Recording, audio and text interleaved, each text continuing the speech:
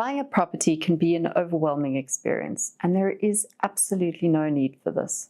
There are some things that you can do to turn something that could be pretty stressful into something that you and whomever you're buying your property with can enjoy.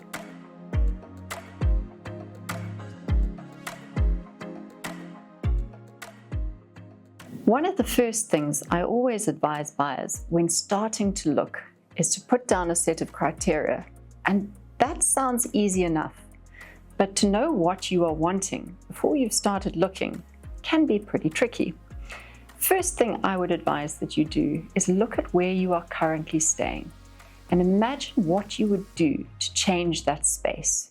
That is the basis of which you can start to form a picture of where you are wanting to move. Considering the area you are going to be living in or investing in is also incredibly important and often overlooked. One of the things that you can do is visit community pages, Facebook pages, Instagram pages. There is a lot to be found online about the particular area that you are looking to buy in. In addition to that, go and drive through the area. Look at the traffic, look at the noise factors, and drive through at different times of the day. Visit your local coffee shops and actually get to know the area a little better. One of the imperatives in buying property in Cape Town is its microclimate. Specifically, the wind is one thing that needs to be considered.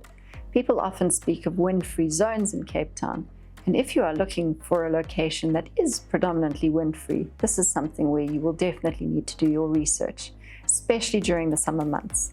Sunset and sunrise are also important factors to consider. If you are wanting to see a beautiful sunrise and sunset all year round, it is important to factor in where the sun is going to rise and set all year round. If peace and tranquility is something that you are looking for in the place where you are looking to buy, you need to consider noise factors as well. For instance, is the property going to be located close to schools or sports fields? The traffic that is going to be affecting you maybe perhaps in the morning or the evening. And on top of that, you can consider load shedding factors. For instance, are there going to be generators operating during load shedding that could affect the noise factor of the space? Depending on what your plans are for the property that you are going to be investing in, you will need to consider the zoning of the area and also the heritage overlays of the area, which can restrict your ability to extend or build on the property. Lastly, consider the developments that could be taking place nearby.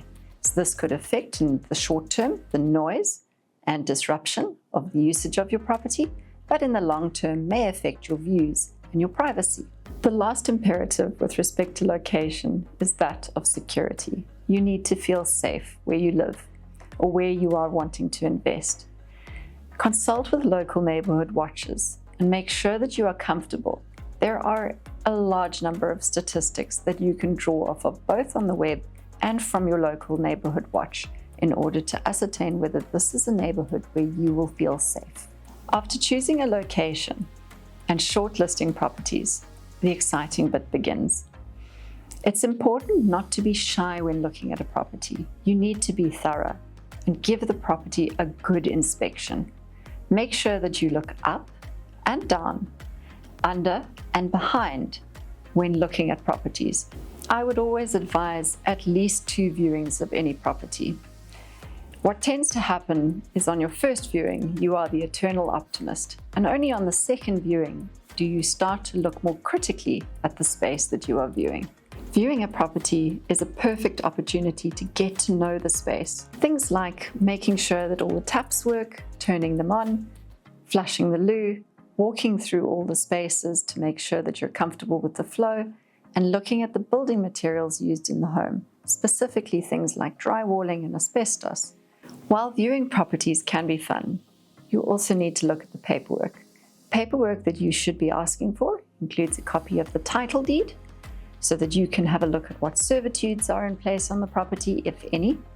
In addition to that, making sure that there are approved building plans. And lastly, and most importantly, making sure that you have been given a property condition report signed by the seller, disclosing any defects on the property. I hope that this has equipped you to making this process a little bit easier Of course, make sure that you have a trusty Remax Living real estate agent to help you with this process. It will make it even easier.